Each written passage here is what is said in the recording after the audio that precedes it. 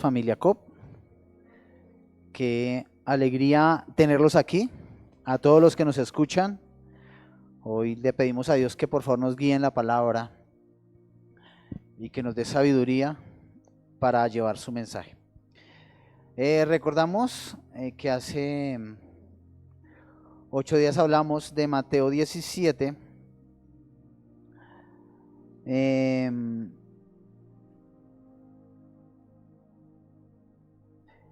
Y estábamos tomando el tema del versículo 22 al versículo 27.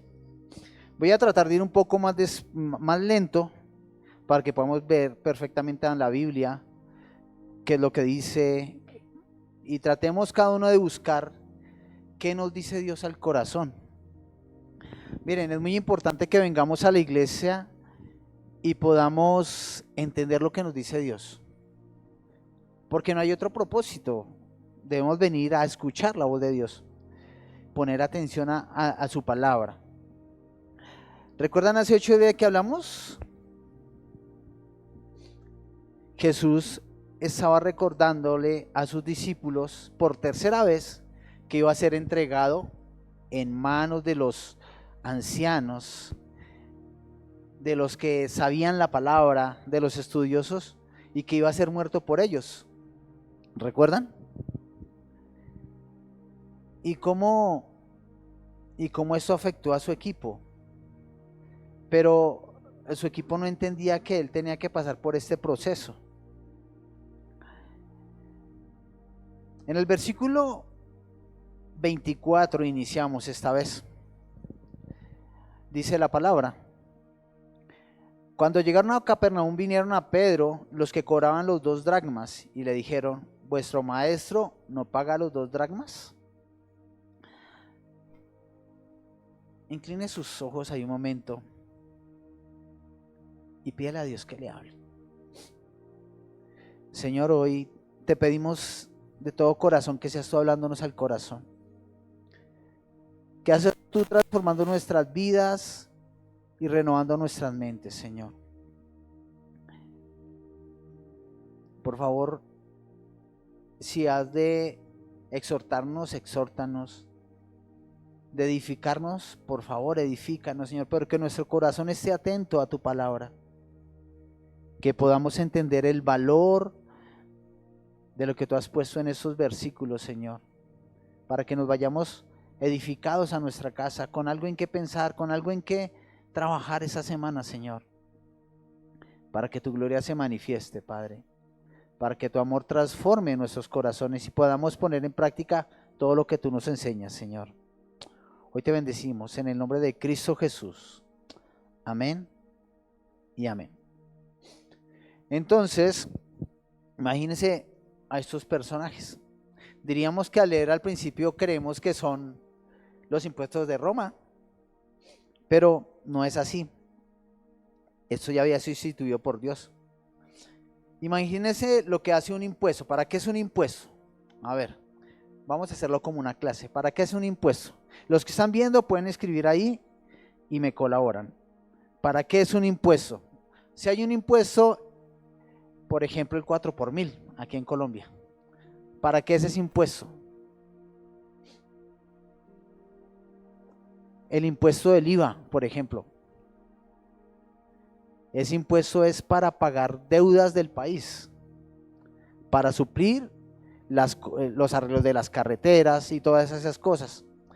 Que no sea tan así como es aquí, como debería ser, pero para eso están instituidos los impuestos, para que el país ande, para que sus empresas trabajen, para que el campo produzca.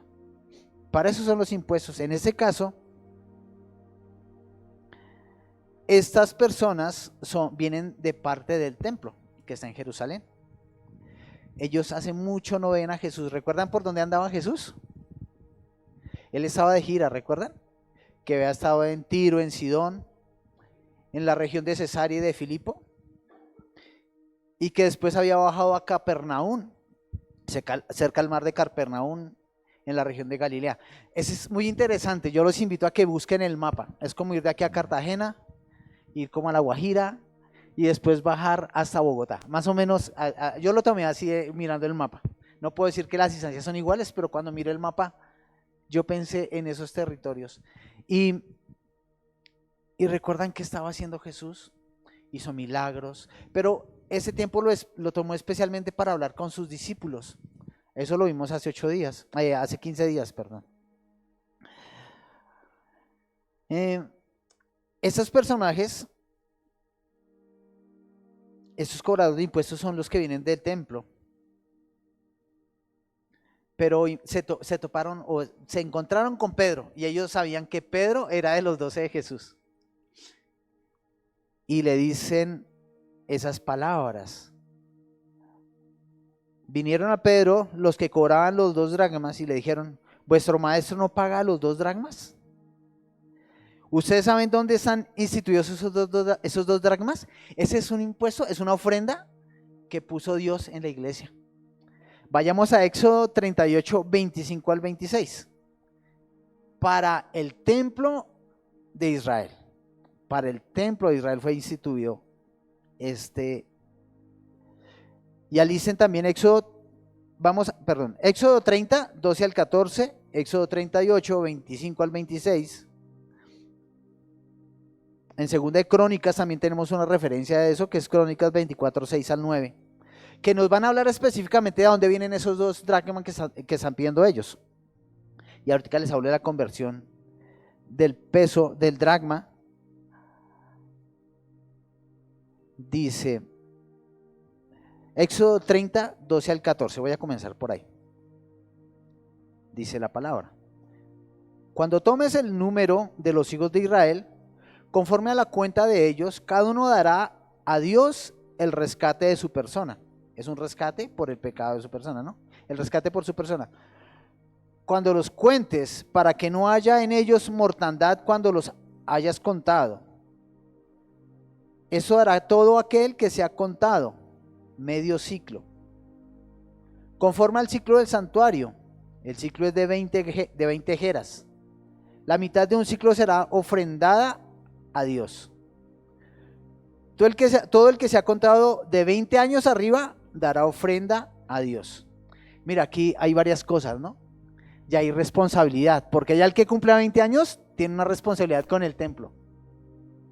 O sea, ya hay un compromiso al llegar siendo del pueblo de Israel, había un compromiso al llegar a los 20 años, porque iba a comenzar a pagar rescate por su vida.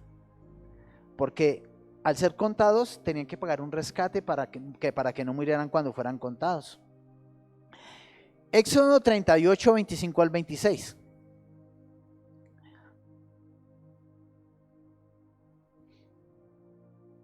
Cuando lo tengan, digan amén.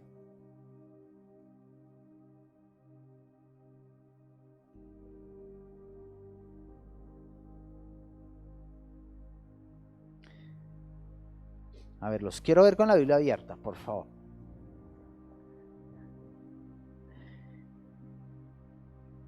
Dice la palabra.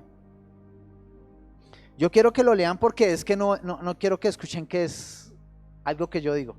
Cuando leí que era del impuesto por Dios, yo dije, wow, ahora cómo voy a hacer, porque yo nunca he querido hablar de dinero en serio en la predicación. Yo nunca he querido hablar, pero en ese momento necesitamos saber de dónde le están cobrando los 2 dracmas a Jesús. Dice Éxodo 38, 25 al 26. Y la plata de los empadronados, o sea, de los que fueron encuestados, de la congregación fue 100 talentos y 1775 ciclos, según el ciclo del santuario. Medio ciclo por cabeza, según el ciclo del santuario, a todos los que pasaron por el censo, de edad de 20 años arriba, que fueron 603,550.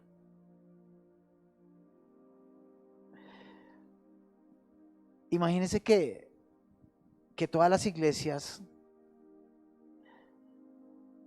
dieran medio ciclo. ¿Sabe a qué equivale ese medio ciclo? Más adelante les digo. Para que se queden hasta el final. Esa ley se encuentra registrada en los manuscritos de Moisés, en el libro del Éxodo. Y quiero que se lo lleven Busquen Éxodo, busquen Éxodo. ¿Es verdad que eso es, o sea, es verdad que había que dar esos dracmas? Sí, es verdad.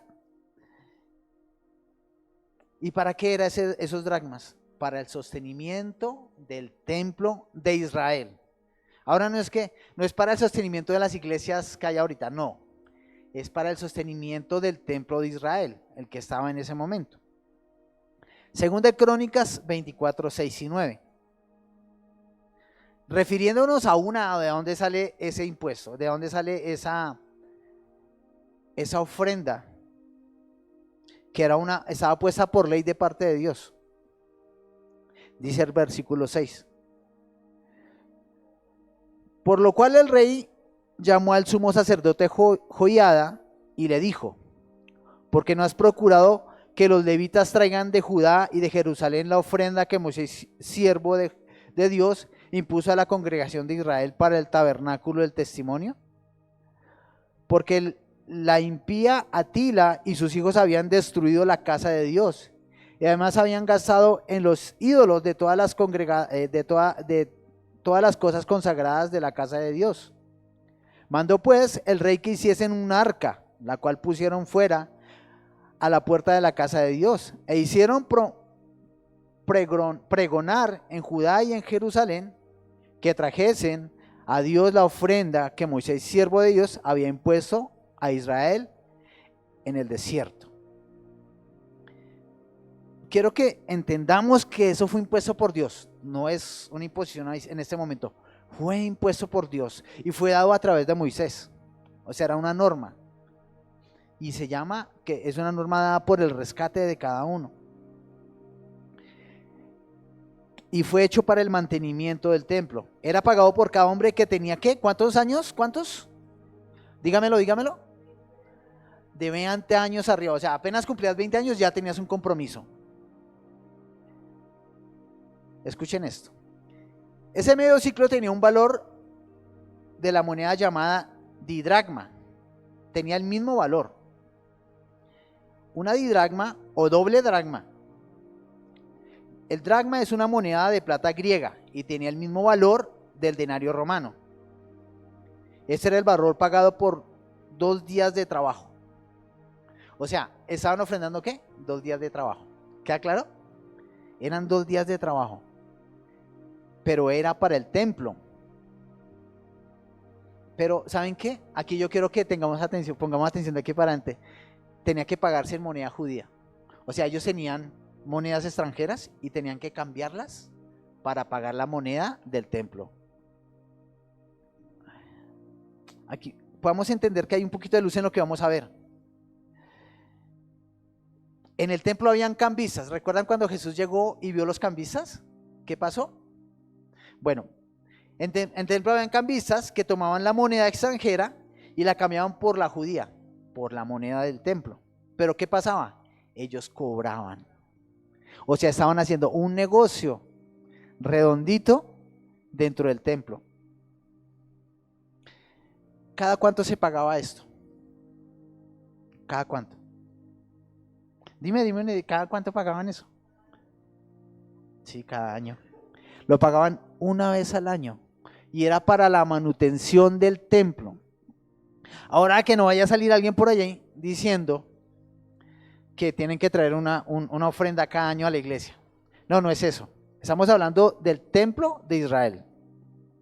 Esa era una norma para el templo de Israel. Y debemos tener claro que era para el sostenimiento. Y vuelvo y lo digo porque quiero que se vaya en su cabeza que eso era para el sostenimiento del templo.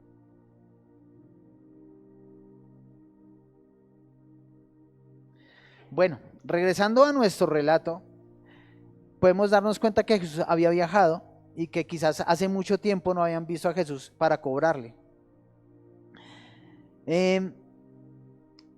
Pero es increíble que no se acerquen a Jesús. ¿Por qué no fueron a buscar a Jesús?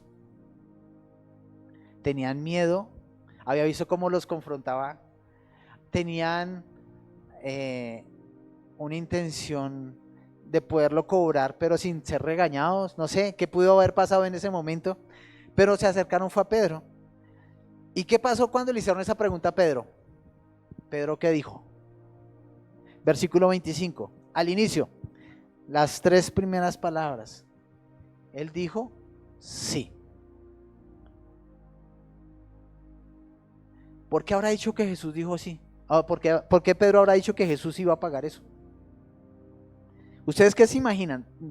Quiero que piensen, que lleguemos al entendimiento de por qué Jesús sí pagaría eso. Y yo quiero que para tener clara esa parte vayamos a Mateo 5, 17 y 18. Eso ya lo hemos estudiado, pero es como volver a retomar para respaldar eso que está haciendo Pedro. Pedro está confirmando esto. Y puede ser por eso que Jesús dijo en ese momento. Dice Jesús en Mateo 5, 17 y 18. ¿Lo tenemos? Mateo 5, 10 dice: no penséis que he venido para abrogar la ley o los profetas. No he venido para abrogar, sino para cumplir. Abrogar quiere decir no he venido para anular, no he venido para no hacerla. No. Él dice que viene para hacerla cumplir. Porque de cierto os digo que hasta que pasen el cielo y la tierra, ni una jota ni una tilde pasará de la ley, hasta que todo se haya cumplido. Pero saben, aquí a mí me recuerda el proceso que tenemos cada uno con Dios. Pedro aquí tenía un proceso. Pedro aquí está en una situación. Pero Pedro ya entendía que Jesús venía a cumplir la ley. Ahora, en eso que le servía a Pedro, que Pedro iba a seguir su ejemplo. Él tenía la fe puesta ¿en quién? En Jesús, en la promesa de Dios, en el camino que Dios preparó, ese camino de santidad. Él tenía la mirada puesta en Jesús. ¿Qué pasó con él? Él fue corriendo a donde Jesús. Pero increíble que cuando entra donde Jesús, Jesús no lo deja hablar. Pedro entra a la presencia de Jesús en la casa y dice así.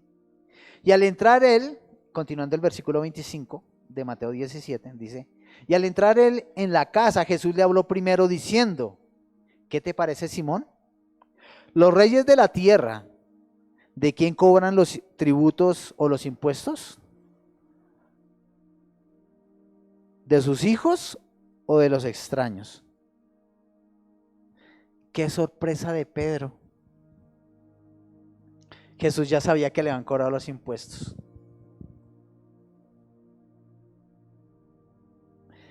¿Saben qué me llama la atención de esto? Que Jesús ya sabe qué hay en nuestros corazones. Que Jesús ya sabe qué proceso tenemos con Él en nuestra vida. Eso me dejó ahí. Él sabe nuestro despertar, nuestro dormir y nuestro despertar.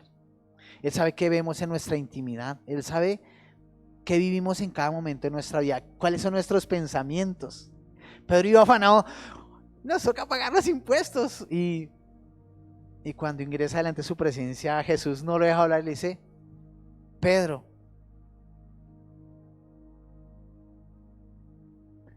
los reyes de la tierra, ¿a quién le cobran los impuestos? ¿A los hijos o a los extranjeros?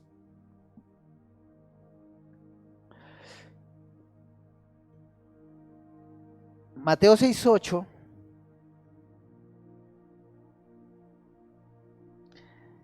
quiero que vayamos a Mateo 6:8 y nos demos cuenta por qué Mateo 6:8, porque Jesús ya sabe todo. Y hay varios versículos que vamos a tratar para entender que Dios y Jesús como Hijo de Dios ya conocen nuestros corazones. Mateo 6:8 dice: no os hagáis pues semejantes a ellos, porque vuestro Padre sabe de qué cosas tenéis necesidad, antes que vosotros le pidáis. ¿Se han fijado cuando neciamente hacemos cosas que ofenden a Dios? Pero Dios sabe qué necesidad tenemos. Y Él, cuando hacemos las cosas a nuestra manera, usa ese proceso para que nos demos cuenta que no necesitamos hacer eso, sino que lo que necesitamos es ¿qué? Buscar a Dios. ¿Sí? ¿Nos ha pasado? A mí me ha pasado. Jesús tiene el conocimiento de todo. Vayamos a Juan 1, 47 y 48.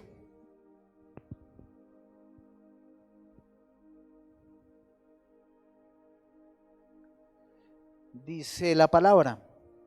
Cuando lo tengan, digan amén. Juan 1, 47 y 48.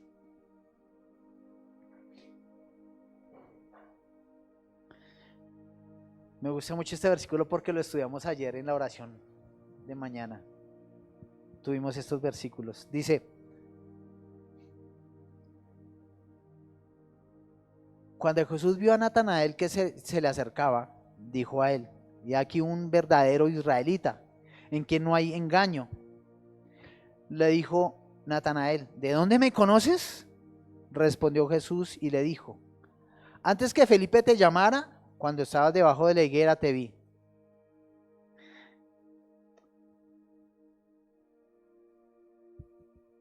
Leyendo sobre los comentarios de eso, Jesús había escuchado a Natanael orar allá en la higuera, debajo de la higuera. Y eso me llama mucho la atención porque cada persona que se mete con Dios y lo busca, llega a hacerse conocer de Dios. Natanael, ¿qué tenía en su corazón? Él era un judío. ¿Qué tenían los judíos? ¿Qué querían de Dios los judíos?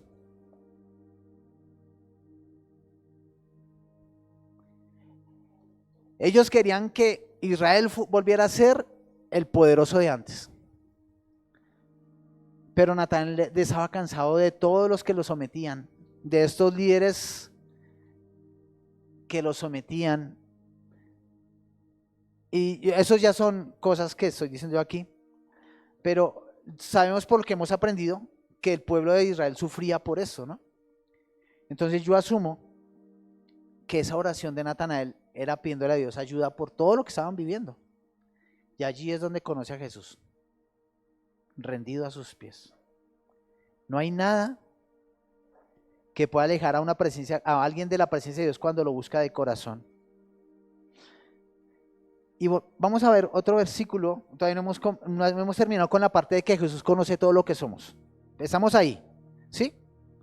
Juan 2, 23 al 25.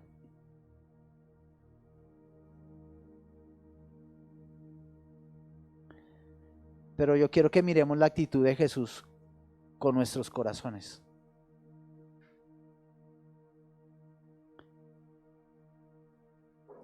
Amén, ¿ya lo tenemos?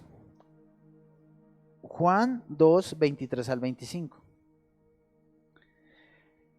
Estando en Jerusalén en la fiesta de la Pascua, muchos creyeron en su nombre, viendo las señales que hacía. Pero escuchen lo que dice el 24. Pero Jesús mismo no se fiaba de ellos, porque conocía a todos. ¿A cuántos? Y no tenía necesidad de que nadie le diese testimonio del hombre, pues él sabía lo que había en el hombre. Así que nosotros podemos estar acá, pero nosotros no podemos hacer la obra. Nosotros podemos esforzarnos por predicar la palabra, pero Jesús es el que conoce realmente quiénes somos. Por eso es muy importante que vayamos a Él, que lo conozcamos, así como Natanael quiso y lo buscaba y inquiría. Y Jesús le respondió: yo te conozco. Aquí mire, por muchos milagros y prodigios, sí, yo creo en ti, porque vi los milagros y los prodigios, pero cuando sale uno de la iglesia después de ver tantas cosas maravillosas y que, uy, sí, Dios me habló. Pero salimos y entonces, uy, cómo se le ve de lindo, no sé, piensen lo que sea. ¿Qué digo yo? ¿Qué he visto que los jóvenes de la iglesia hacen? ¿Un tatuaje? No sé. He visto a mis muchachos del trabajo con aretes, siendo hijos de Dios, porque nos tenemos que parecer al mundo. Siendo hijos de Dios, porque si ven por qué nuestra dualidad en el corazón, lo digo en mí, no permite que Jesús tenga la total confianza en mí, porque Él conoce la maldad de mi corazón, Él conoce lo malo que soy. Eso dice Juan 2, 23 al 25. No se confiaba así yo diga que creo en Él, porque siempre voy a tender a pecar. Esa es la tendencia del hombre. Y a mí me impresiona cómo David, uno dice, bueno, David, ¿por qué David siempre fue conforme al corazón de Dios? Salmo 139. David es, o sea, uno dice si David mató gente, David hizo cosas malas, pero creo que esa fue la tarea que Dios le impuso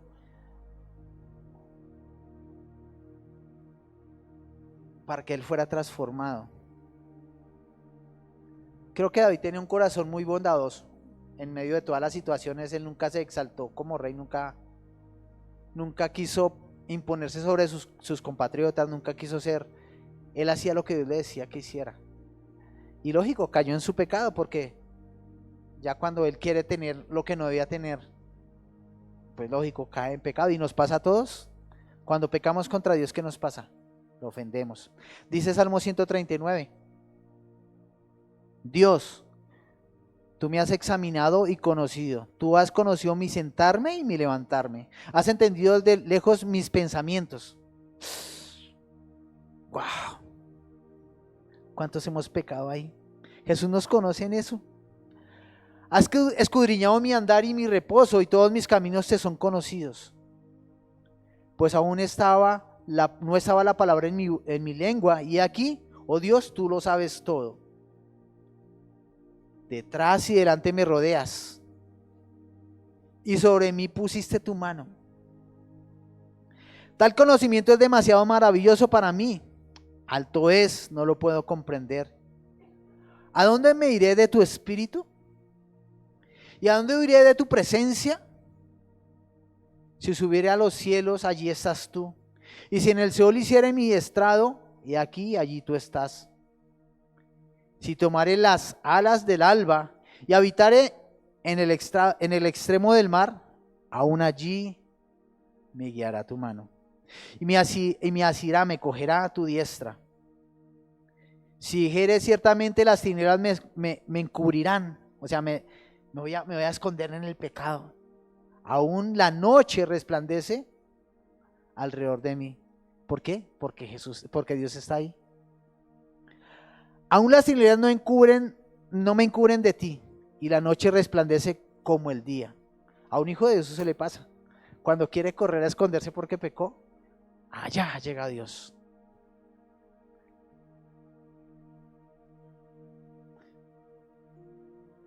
Y la noche resplandece como el día. Porque allí en medio de, yo no sé, de la soledad, ¿qué pensaría yo del abandono, de la escasez, de la tristeza? Creo que no. ¿A quién tiene que correr? ¿A Dios? No hay nadie más cerca. Ahí tienes que correr a Dios. Dice, lo mismo te son las tinieblas que la luz, porque tú formaste mis entrañas. Tú me hiciste en el vientre de mi madre. ¿Qué dice? Te alabaré porque formidables, maravillosas son tus obras. Estoy maravillado. Y mi alma lo sabe bien. No fue encubierto de ti mi cuerpo. Bien en lo oculto fui formado y entretejido en lo profundo de la tierra. Mi embrión vieron tus ojos, y en tu libro están escritas todas aquellas cosas que fueron luego formadas. Y lo pueden acabar de leer. Pero algo que logramos entender es que David tenía claro que delante de Dios no somos ocultos en nada. En nada. Ahí lo dice. Aún en el momento que nos hizo Dios. Pero aquí, ¿qué le está mostrando Jesús a Pedro?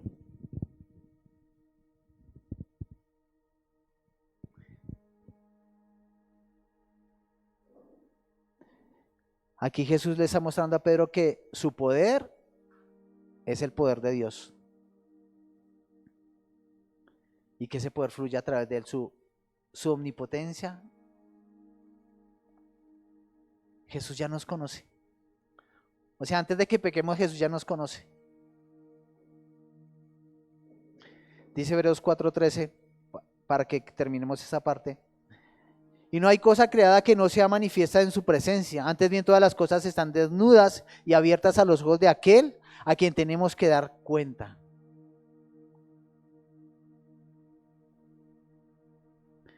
Delante de Dios somos como libros abiertos. Dios nos ve en todo momento. Dios sabe qué hay en nuestro corazón. Miremos que la palabra nos concede, que Dios dice que nos conoce. La palabra dice que Dios nos conoce. Y saben que en serio, a mí me da temor en este momento de eso, y es que Él nos va a juzgar por todo. Así que hay maldad en nuestro corazón, y por eso queremos ponernos a cuentas con Dios todo el tiempo. Todo el tiempo pecamos, corramos a Dios. Versículo 26. Ya entendemos que Jesús conoce todo lo que hay en nosotros y que Él obra bajo el poder de Dios, ¿cierto? Mateo 17, 26 dice: Pedro le respondió: de los extraños. Y Jesús le dijo: luego los hijos están exentos. De los extraños, luego de los hijos están exentos. Está afirmando que a los hijos no le van a cobrar los impuestos. ¿Para quién era ese ofrenda? Ya de acuerdo a todo lo que hablamos. ¿Esa ofrenda para qué era? ¿Y Jesús de quién es hijo? ¿Y Pedro de quién es hijo? Por herencia, no por adopción de Dios. Es decir, Jesús le está diciendo: tú y yo somos exentos.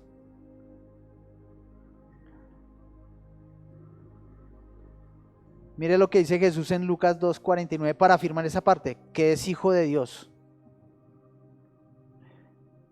Lucas 2:49. Hoy lo estoy haciendo así lento porque es una clase, no es una predicación, es una clase. Pero yo quiero que se vaya pensando en lo que Dios nos está diciendo.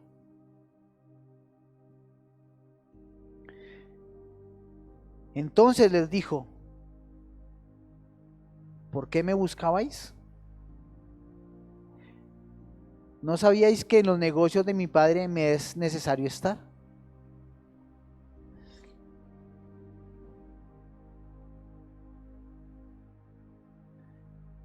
¿En los negocios de quién? Del Padre. ¿De quién es Jesús, hijo? De Dios. Juan 2:16.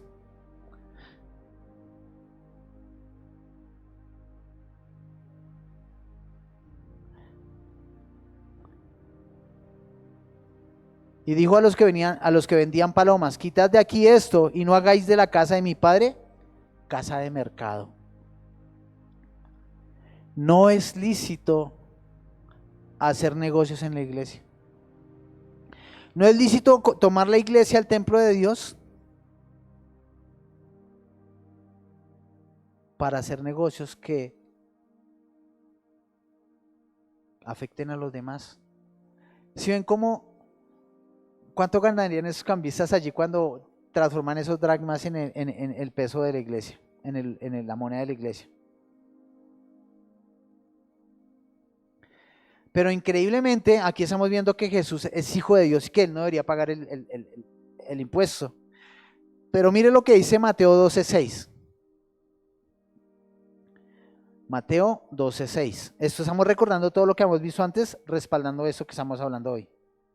Y Jesús ya lo ha dicho todo el tiempo. Mateo 12:6 dice: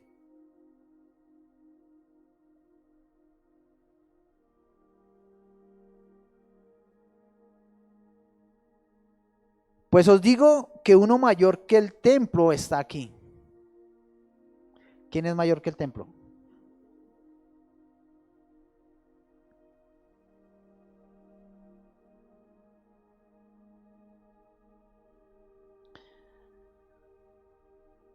¿De Jesús debería pagar el tributo? Ni por ser hijo, ni aun porque era más valioso que el templo. ¿A quién se le debe tributar? A Jesús. Nosotros como iglesia le demos tributo a Dios, tributo de santidad, tributo de obediencia. Nosotros, por la obra de Jesús, le demos a Dios tributo de adoración. Esos son nuestros tributos para Dios. Y no nos están pidiendo ahorita dinero, nos están pidiendo que nuestra vida sea obediente a su palabra.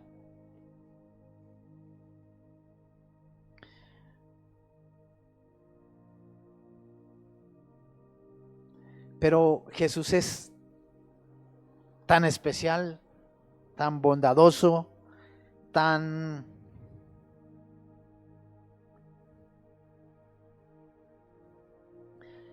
Yo creo que la respuesta de Jesús a Pedro lo transformó, porque vuelve y le muestra un milagro. Dice Jesús en el versículo 27. Sin embargo, para no ofenderles, ¿para no qué? Ellos a que le tenían miedo, a que Jesús los confrontara, ¿sí o no? Ve al mar y echa el anzuelo. Y el primer pez que saques, tómalo, y al abrirle la boca, hallarás un estatero. Tómalo y dáselo por mí y por ti. Así se llama la predicación de hoy. Por mí y por ti. Aquí podemos ver que Pedro sigue viendo sin entender aún su proceso. Él lo está viviendo, pero su espíritu está siendo transformado, sus pensamientos, porque él entiende que ahora está con el Hijo de Dios. Y vuelve a haber otro milagro, porque justo pasó así. Increíblemente, ese relato solo lo encontramos en el libro de Mateo, porque Mateo era un cobrador de impuestos. Entonces yo creo que tuvo mucho valor para él y lo puso aquí.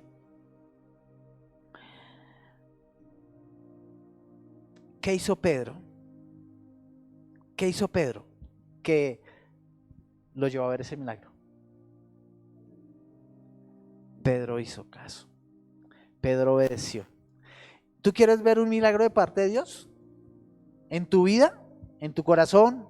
¿En tu mente? Hazle caso a Dios. Obedezcamos a Dios. Cada vez que obedecemos a Dios, somos transformados. Y Él nos permite verlo en su plenitud, en nuestras vidas. Y lo digo personalmente. Y no estoy diciendo que es que tenga que ver a un cojo con el pie ya normal, que tenga que ver a un sordo oír, nada de eso. Pero si ustedes hoy se ponen en práctica de esas palabras, o nos ponemos, me meto ahí, qué pena, si hoy nos ponemos a hacer el ejemplo de Pedro, aún de Jesús, porque Él está obedeciendo al Padre, podemos ver cosas en nuestras vidas que van a ayudarnos a entender que Él está con nosotros. Pedro sin duda hizo lo dicho y encontró al estatero que equivalía, escuchen, a 4 dracmas, que pagaría el impuesto del templo por Jesús y por Él. Así podemos ver cómo Jesús paga y le dice a Pedro, por mí y por ti. Jesús pagó el precio por ti y por mí. Por ti y por mí. Pagó el precio por ti y por mí. Jesús pagó el precio. Pero hay unas cosas con las que quiero que concluyamos esta clase de hoy, que están en Jesús y que de alguna forma se tienen que reflejar en nuestra vida. La primera,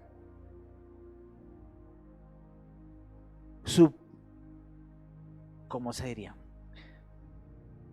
Su conocimiento del corazón del hombre, pero es que no es su conocimiento normal, sino su conocimiento profundo de nuestro corazón. Él nos conoce. Teniendo eso en cuenta, debemos esforzarnos por procurar ser santos. Porque como hijos de Dios, ¿qué debemos reflejar nosotros? Santidad. Ya que Él lo conoce todo. Todo. Jesús tenía muy claro que Él era el Hijo de Dios, eso es lo segundo. es eso mismo que nosotros sentimos cuando nacemos de nuevo.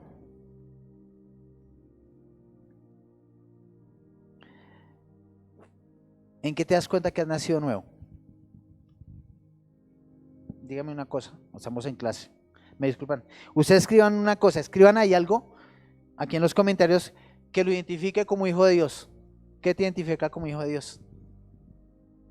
Helmita.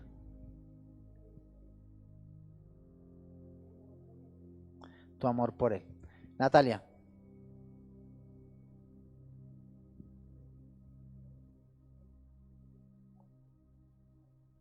El entender que no debo hacer lo malo.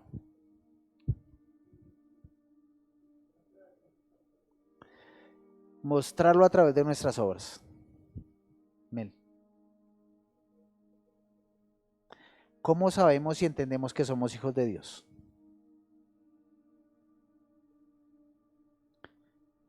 ¿Tú cómo sabes que naciste de nuevo?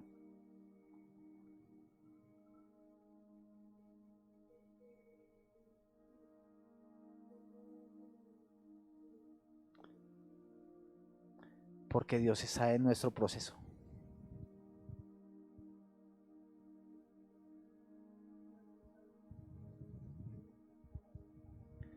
Nuestro anhelo es cada día ser mejor para Él. En todo eso conocemos que somos hijos de Dios, pero algo que se debe ver en los hechos es que nosotros recordamos en qué pecábamos, pero ahora cada vez que queremos ir a hacer eso no podemos, porque nuestro corazón, el Espíritu Santo que está dentro nuestro, nos redarguye. Jesús entendía que era hijo de Dios. Ahora nosotros entendemos cuando pasa eso, que somos hijos de Dios, porque a Dios no le agrada eso. Pero eso no te lo reveló ninguna persona, eso te lo reveló Dios a tu corazón. Tú dices, sí, la embarré. Y corres a Dios. Eso es lo que hacemos. Como hijos de Dios, eso es lo que tenemos que hacer. ¿La embarramos? Corremos a Dios. ¡Corramos! Porque solo en su presencia podemos ser dignos de estar en arrepentimiento. Solo si nos arrepentimos. Recuerden Ezequiel 18:21, por favor. Recuerden ese Ezequiel 18:21, recuérdenlo.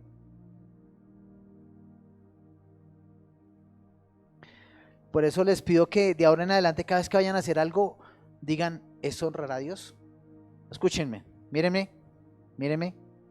Cada vez que vamos a hacer algo, pensemos, ¿eso le agradará a Dios? De esta manera que lo voy a hacer, ¿le agradará a Dios? ¿Será que yo estoy mostrando a Dios con mis hechos? Váyanse con eso. Si se van con eso hoy, yo me doy por servido con lo que Dios nos ha enviado, es haciendo algo en nuestras vidas.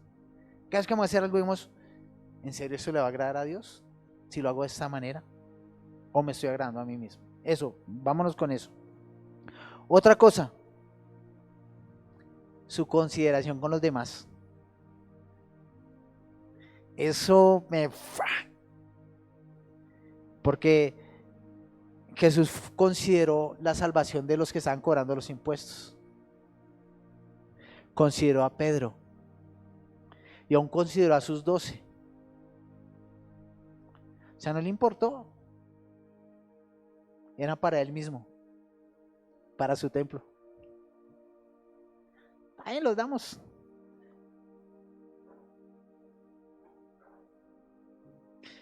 Pero algo que nos deja así con las señales más tenaz para terminar es que Jesús mostró el control que tiene sobre la naturaleza. Cuando veo eso me doy cuenta que todo lo que hacen los seres humanos para manejar la naturaleza a su manera no tiene poder delante de Dios. Miren, pueden invertir los millones de pesos que quieran para transformar los campos, para manejar el clima, para hacer todo lo que quieran, pueden invertir todo el dinero que quieran. Pero Jesús tiene el control de todo. Así que como hijo de Dios no debes tenerle temor a las cosas que vengan, porque eso ya está escrito acá, van a venir esas cosas. Pero debemos tener la fe puesta en Jesús. Debemos tener fe la puesta en nuestro Rey. porque Él tiene el control y el dominio de todas las cosas que existen. Entonces, como hijos de Dios debemos ir en arrepentimiento sincero. Si sabemos que ofendimos a alguien, ¿qué tenemos que hacer? ¿Correr o ponernos orgullosos? No. Correr y pedir perdón. Señor, perdóname, ayúdame a pedirle perdón a la persona que ofendí. Y vaya a la persona que ofendió y dice, perdóneme, la embarré. Y cambie de camino. ¿Qué les pareció? Vamos a ponernos de pie.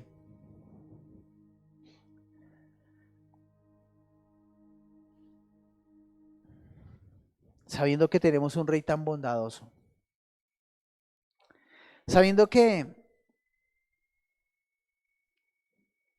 todo está equilibrado en Jesús. Sabiendo que, voy a decirlo así, la hemos embarrado con Dios, que le hemos ofendido, ¿por qué no vamos a su presencia y le pedimos perdón? Allí donde está usted, por favor, cierre los ojos.